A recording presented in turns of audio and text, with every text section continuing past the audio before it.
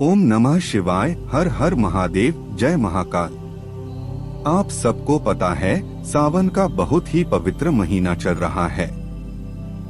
मेरे देवाधिदेव महादेव जी की कृपा सदैव आप पर बनी रहे। आपकी सारी मनोकामनाएं सावन के महीने में पूरी जरूर हो, यही मैं महादेव जी से प्रार्थना करता हूँ। देखिए, एक बहुत ही अचूक उपाय है कि अगर आपकी कोई मनोकामना है, कोई विश है, काफी समय से पूरी नहीं हो रही है, आप परेशान हो चुके हो उपाय करते करते, लेकिन फिर भी आपको लगता है कि महादेव आपकी सुन नहीं रहा है। जब भी आपके मन में आ जाए कि महादेव क्यों नहीं सुन रहे हैं, तो मात्र आपको छोटा सा उपाय करना है। शिवलिंग पर जल ही नहीं चढ़ाना है।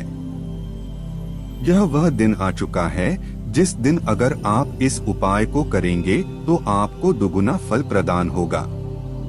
यह आखिरी मौका है, क्योंकि यह पहला उपाय है, सिर्फ प्रदोष के दिन ही किया जाता है, और यह है अधिक मास की प्रदोष, जो कि मात्र 3 साल में एक बार आती है। तो इस वाले उपाय को करने से मत चूकेगा। पूज्य गुरुजी की कथा से सुन करके और समझ करके पूरे उपाय को बड़े ही विस्तार से बताऊंगा, परंतु उससे पहले आप सब एक छोटी सी गुजारिश करूंगा कि जो लोग पहली बार आए हैं, चैनल धर्म लाइक को सब्सक्राइब जरूर करना और वीडियो को लाइक करके महादेव जी का कोई सा भी प्यारा नाम कमेंट बॉक्स में लिखना मत भूलिएगा।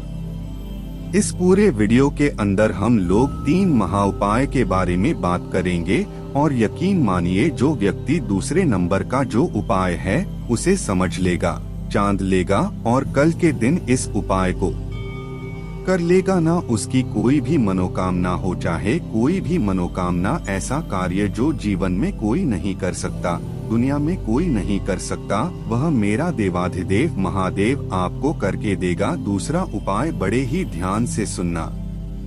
सबसे पहले बात कर लेते हैं पहले वाले उपाय की तरफ। ठीक है, लेकिन पहला वाला उपाय किन लोगों को करना है कि जब भी आपके मन में आए कि मेरा देवाधिदेव महादेव मेरी सुन ही नहीं रहे हैं, आपकी कोई कामना है, कोई विषय आप उपाय करते करते थक चुके हो, लेकिन फिर भी आपकी कोई कामना, कोई इच्छा मेरे देवाधिदेव महादेव जी नहीं सुन रहे हैं, तो मात्र आपको यह वाला छोटा सा उपाय करना होगा। कब करना है, कैसे करना है, ध्यान से सुनते जाना, समझते चले जाना, ठीक है। सबसे पहले आपको करना क्या होगा, एक दीपक तैयार करना होगा। मिट्टी का दीपक, जिसके अंदर आपको लगानी होगी गोल बत्ती, और साथ ही साथ इसके अंदर भरना होगा गाय माता का घी। ठीक है ना, तो घी का एक दीपक आपने तैयार कर लिया। उसके बाद में आपको अपने घर का जो शुद्ध ताजा जल आता है, सुबह सुबह वो ताजा जल आपको एक तांबे के लोटे में ले लेना है, और इस तांबे के लोटे में डालने होंगे आपको 5 सफेद पुष्प। ध्यान रखना, बार बार कहने के बावजूद भी आप लोग वही गलती करते हो कि गलती से भी केतकी का फूल, जिसे चंपा का भी किसी किसी जगह पर कहा जाता है, उस फूल को गलती से भी मत ले लेना। इस वाले उपाय में क्या, महादेव का जो भी आप उपाय करो, केतकी का फूल कभी मत लेना। इसके अलावा आपको जो सफेद फूल मिले, चाहे आप हरे श्रृंगार के फूल ले लीजिए, चाहे सदा होली के फूल ले लीजिए, आप ऐसे 5 सफेद फूल ले लेना जो कहीं से भी खंडित, टूटे फूटे से ना हो, बस एकदम पूरे पूरे हो। ठीक है, इतनी जहाँ तक बात आई समझ में, 5 सफेद फूल ले लिए। इन सफेद फूलों को आपको किस में डालना है, इसे एक लोटे शुद्ध जल में आपको डाल लेना है।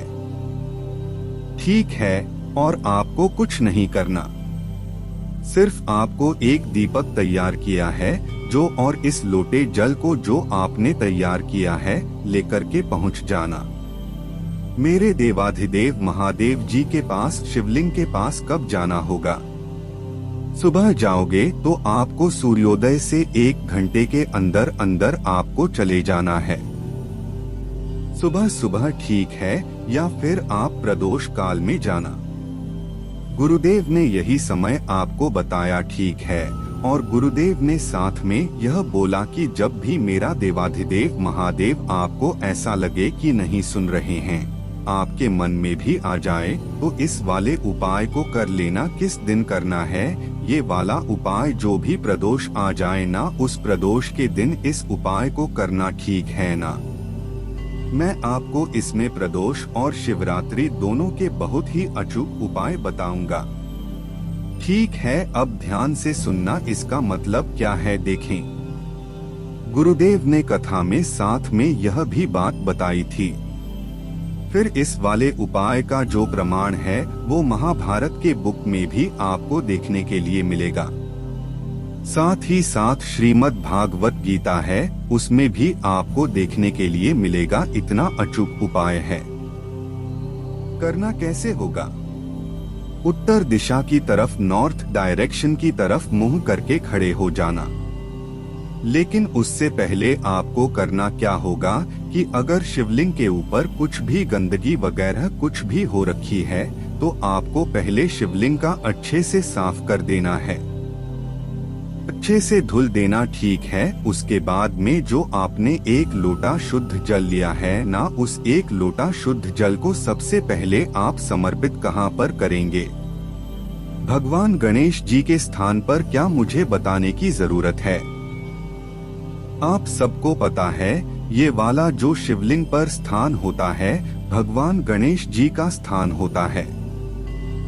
दूसरे नंबर पर आपको जल समर्पित करना है कार्तिकेय जी के स्थान पर। तीसरे नंबर पर आपको माता अशोक सुंदरी के स्थान पर। चौथे नंबर पर जल आप समर्पित करोगे माता रानी के हस्त कमल पर। ध्यान दीजिएगा, यहाँ पर आपको इस तरीके से चारों तरफ से गोल ऐसे घुमा करके लेकर के आना है। उस जल को उसी 1 लोटे में से जल समर्पित करना है, और जो भी जल लास्ट में बचे, थोड़ा सा जल बचा लेना। उस जल को आपको महादेव जी के शिवलिंग पर नहीं चढ़ाना है ना, तो आपको घबराना नहीं है। क्या हम महादेव जी को जल नहीं चढ़ा सकते? आप चढ़ा सकते हो, लेकिन इस वाले उपाय के वक्त आपको नहीं चढ़ाना है। तो फिर बाकी के जल को आप क्या करेंगे? उसे लेकर के, और साथ ही जो आप 1 दीपक लेकर, क्या ना वो अपने साथ ही रखना, ठीक है ना। इस लोटे को लेकर के पहुंच जाना। अंत में जो बाकी का जल है वो पूरा का पूरा आपको बेलपत्र के पेड़ में चढ़ा देना है। ठीक है। ओम नमः शिवाय, श्री शिवाय नमस्ते बम का स्मरण करते हुए ठीक फिर से वापस आप मंदिर में आओगे। मंदिर में आने के बाद में जो मंदिर की चौखट होती है, शिवालय की चौखट, उस शिवालय की चौखट पर आपको 1 दीपक अपनी कामना के करके प्रज्वलित कर देना है। ठीक है। अब इस वाले उपाय का फल देखने के लिए कहाँ पर मिलता है, ये चीज ध्यान दीजिएगा। गुरुदेव ने अपनी कथा में बताया था कि इसका जो प्रमाण है वो आपको महाभारत में, श्रीमद् भागवत गीता में, ब्रह्मवैवर्त पुराण में, सब में आपको इसका प्रमाण मिलेगा। महादेव जी ने वादा किया था माँ पार्वती मैया से कि जो भी मेरे ऊपर ना जल चढ़ा करके जो व्यक्ति हमेशा चढ़ाता था, आज मेरे ऊपर जल नहीं चढ़ाया, माता पार्वती जी के हस्त कमल पर जल चढ़ा गया, तो मैया आप उनका पूरा जो भी कामना हो वो पूरी जरूर करना, साथ ही साथ उन्हें दुगुना फल भी प्रदान करना। ये सब खुद महादेव जी ने आशीर्वाद दिया था। और जो व्यक्ति इस उपाय को प्रदोष के दिन कर लेता है ना, मेरे देवाधिदेव महादेव जी की कृपा, साथ ही साथ पार्वती मैया की कृपा उस पर सदैव बरसती रहती है, उसकी सारी कामनाएं पूरी जरूर होती है।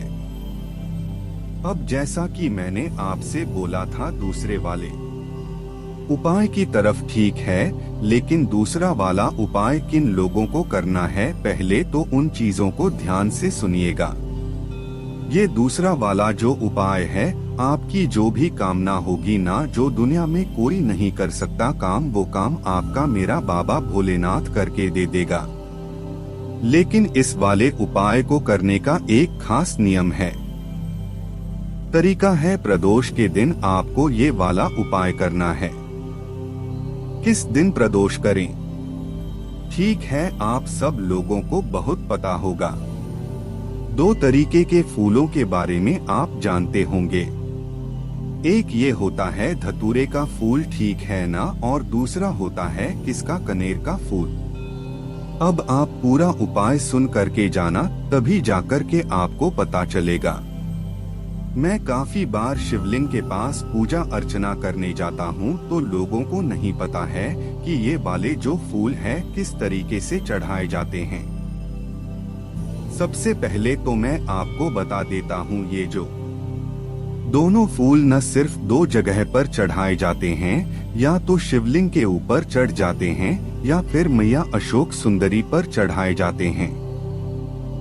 इसके अलावा और कहीं नहीं चढ़ाया जाता। यह चीज ध्यान में रखिएगा। अब माता अशोक सुंदरी का स्थान कौन सा है, आप सबको पता है। यह बाला मैया अशोक सुंदरी का स्थान है। यह बाला शिवलिंग के ऊपर केवल 2 जगह पर है, लेकिन इनको चढ़ाने का भी एक क्रम होता है, एक नियम होता है। वह कैसे चढ़ाया जाता है, उसे अगर आपने समझ लिया ना, और सही तरीके से आपने प्रदोष के दिन चढ़ा दिया, आपकी कोई भी मनोकामना क्यों ना हो, पूरी जरूर होगी। सबसे पहले बात करते हैं जो कि धतूरे का फूल होता है ना। धतूरा महादेव जी को बहुत ज्यादा पसंद है, तो जो धतूरे का फूल है वह इन दोनों जगहों पर जब भी आप चढ़ाएंगे तो उसका चढ़ाने का क्रम याद रखिएगा। केवल 2 जगह पर चटा या अशोक सुंदरी पर। शिवलिंग पर जब आप शिवलिंग पर उस धतूरे के फूल को चढ़ा होगी, तब आपका जो खिला हुआ भाग होगा ना, उसका, जैसे कि मैं बता दूं कि ये वाला होता है खिला हुआ भाग, ठीक है ना, तो यह खिला हुआ भाग रखना आप अपनी तरफ, जिसे यह वाला खिला हुआ भाग और जो डंडी रहे अपनी तरफ से यह वाला खिला हुआ भाग है, और जो डंडी रहेगी वह रहेगी आपसे विपरीत दिशा में। अगर आप शिवलिंग की तरफ चढ़ा रहे हो और आप इधर की तरफ खड़े हो है ना, और जब आप मैया अशोक सुंदरी के ऊपर इस वाले फूल को चढ़ाते हो, तब आपको जो मुंह रखना है वह रखना है शिवलिंग के तरफ, और डंडी रहेगी जलाधारी के तरफ। यह वाला जो क्रम होता है, यह होता है धतूरे का फूल। अब आप जाते हो, चाहे कैसे भी करके चढ़ा करके आ जाते हो, जिसका फल प्रदान नहीं होता है। हमेशा ध्यान में रख लेना, पूरी सृष्टि एक नियम से चल रही है। हर एक उपाय का भी एक नियम है, उसी तरीके से आपको करना है। यह हो गया धतूरे का फूल का, ठीक है। लेकिन जब आप कनेर के फूल का भाग करते हो, कनेर का फूल जब आप चढ़ाते हो, और क्योंकि अमावस्या का दिन आने वाला है, गुरुदेव ने बहुत अचूक उपाय बताया था कनेर के फूल का, जो आपको अधिक मास की अमावस्या के दिन करना है। जब अधिक मास जा रहा हो, सावन वापस से आ रहा हो, उस वक्त में जो व्यक्ति कनेर के फूल का यह उपाय कर लेगा ना, तो मेरे देवाधिदेव महादेव जी की क्या, सारे देवों की कृपा इस तरीके से बरसेगी। तो उस वक्त में सभी देव मिलकर के अपना धन खजाना लुटाते हैं, और वह पूरा लुटा हुआ खजाना आपको भी मिलता है। धन की कभी कमी नहीं होती है जीवन में, ठीक है। अब बात करते हैं दूसरे वाले की, जो कि आपके पास में किसका है। कनेर का जो पीला पीला सा कनेर का फूल आता है, मैंने आपको बता दिया था, ठीक है। अब ध्यान से सुनो, इसको चढ़ाने का क्रम जस्ट उल्टा है।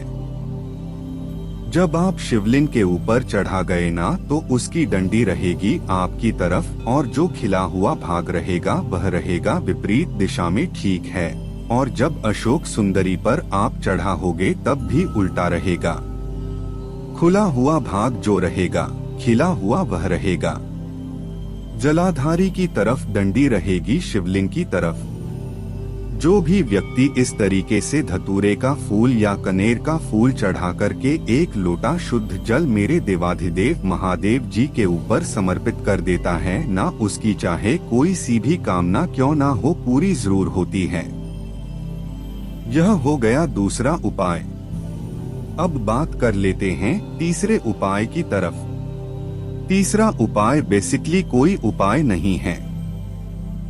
मैं आपको बताना चाहता हूं कि कई लोगों को यह नहीं पता होता है कि किस दिन की प्रदोष आपको क्या फल देती है, क्योंकि कल जो है वह रविवार की प्रदोष।